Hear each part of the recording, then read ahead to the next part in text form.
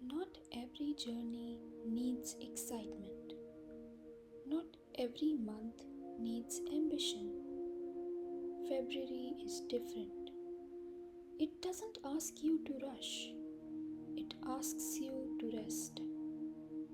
The year has just begun, but already it feels loud. January pushes you forward, February quietly pulls you back. It's the perfect month to go somewhere gentle. Rishikesh isn't a place you visit to do more, it's a place you come to do less. Here, the river sets the pace and the days follow quietly behind.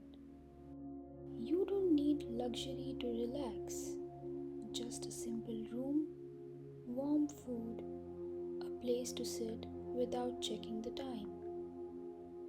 February travel isn't about spending more, it's about needing less. There's nothing to prove here. Mornings arrive softly, evening leaves the same way, and somewhere between them, you remember how it feels to simply exist.